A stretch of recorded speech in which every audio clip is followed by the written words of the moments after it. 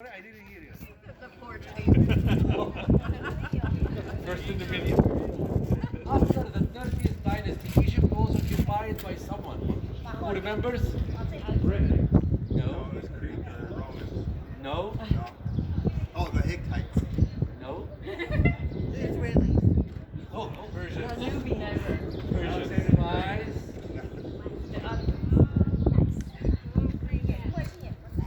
The Persians. I told you the Persians. The Persians were occupying Egypt and they treated the Egyptians so bad they destroyed lots of Egyptian temples, preventing the Egyptians from practicing their religion. Alexander the Great, the son of the great Macedonian leader, King Philip II, was the first one who united the Greek countries, the first king in the Greek world. His son Alexander ascended to the throne of his father when he was 16, because the father was assassinated when he was celebrating the marriage of his son. Alexander had to repeat again the war of his father to unite all the Greek provinces. Because people declared independence. Then he wanted to achieve, after uniting the Greeks, to attack the Persians, their main principal enemy.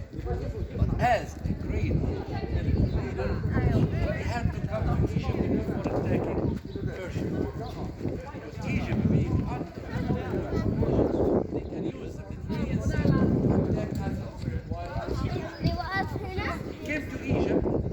He found the Egyptians helping him overcome the Persians, fighting his army against them. They considered Alexander as a savior. So he understood immediately. To gain the respect of this nation, we have to respect their gods. That's why he immediately tried to start restoration for all the temples and buildings destroyed by the Persians. He built the sanctuaries in the two principal temples of the capital Luxor, Karnak and Luxor, to gain respect and love. 332 before Christ. The same way, the same policy was made or was followed by all the Greeks who ruled Egypt for 300 years. When Alexander died, his empire was divided between his leaders. Egypt became part of his principal friend, Ptolemy. His family remained on the throne, 13 kings by the same name, Ptolemy, and the last was Queen Cleopatra, the famous lover of Mark Antony and Julius Caesar. But the Greeks, as they keep doing the same technique, rebuilding Egyptian monuments that was damaged by the Persians, they are depicting themselves on the walls like pharaohs, getting titles and names of pharaohs in cartouches. But they never worship Egyptian gods. They have to go, they come to the temples to give offering, to gain respect of people so they don't revolt against them. So they can calmly control the country. It's political. This temple, as you know, it was not built here on this island. This island, the majority, like you say, 80% of it is natural, the rest is an artificial. We had to reconstruct parts more in order to be able to reconstruct the whole temple. The entrance towards the temple is separated by two lines of columns. Here, tomorrow, we're going to see Greco-roman construction imitating Egyptian art. In Luxor, you'll see the pure pharaonic art. Great difference. One of them is simply the columns. The columns of the ancient pharaonic art is just one simple flower for each capital. Either lotus, papyrus, the two sacred flowers of Egypt, either the buds are closed or open. Here, multi-floral capitals, it's very hard to find two columns exactly. The Greeks love exaggeration.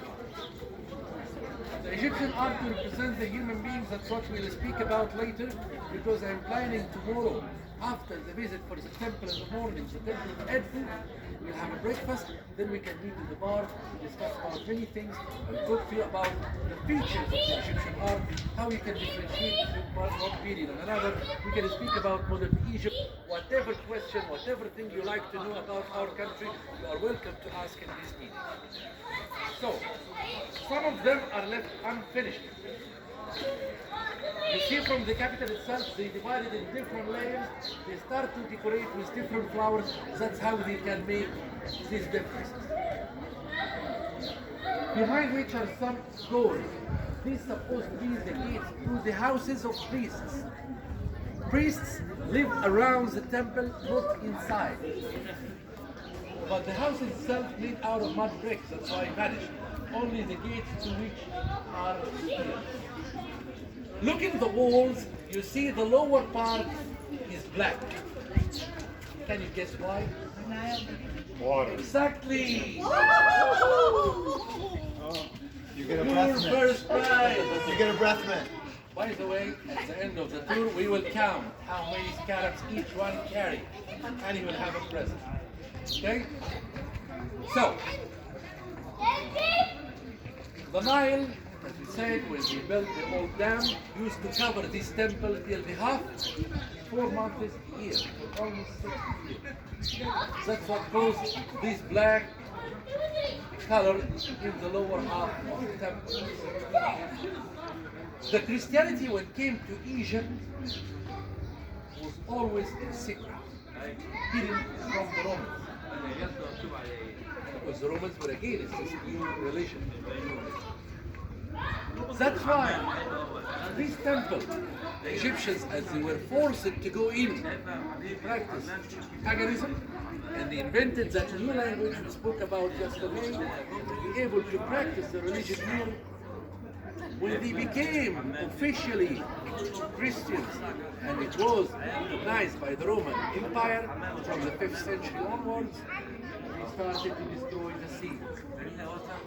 See the images are hammered to get rid of them, to prove to the others they are just images, they are not gods, they can't harm or give you any benefits. But when they are in the period of persecution, they depend on symbols. So they were adopting some symbols from the ancient pharaonic history into Christianity times. For example, the key of life that we have seen it 20 times, it represents long life. I came across the Egyptian cross. The image which we will see in this century, the lady Isis, the owner of the temple, holding her baby Horus, became an icon for the Virgin Mary and Jesus. The images which we will see later of the falcon god Horus killing the hippo, it's the image of Saint Mark killing the dragon. So adopting pagan signs, pagan symbols into Christianity. That's how they could deceive the Roman soldiers, forcing them to come here, praying with an unknown language, with symbols of paganism. That's how they could live. A part of this temple was used as a church during the period of persecution, and later officially converted to church, as what we see. This temple, by the way, is the smallest temple you have in your kingdom. The real temple, not the gate, but the one behind. It was built by several Ptolemies. The one who completed the inner part is Ptolemy IX, that became the 13th. And these towers, like the gate, form another entrance to the temple. After which he's showing himself killing a bunch of enemies as an offering in front of Isis. Here you see Isis with the horns of the cow. Because in the Greco-roman period, Isis joined with Hathor. And then Isis Hathor became considered in the position of Aphrodite. So it can be worshipped by Greeks and Egyptians. So this is the image of Isis Hathor. Above there is giving open to Osiris, Isis, and here Hathor and Horus as couples. Similar scenes are to the opposite side, in the other side. You may see in the temple some higher scenes hammered, lower scenes are complete. That's because this part of the temple was covered by sand and ruins, so that Christians were not erased, they just destroy whatever they can reach. We will keep going together and then you will have time to make pictures. The coffee shop is at the opposite side of the island where we will be meeting to go together back with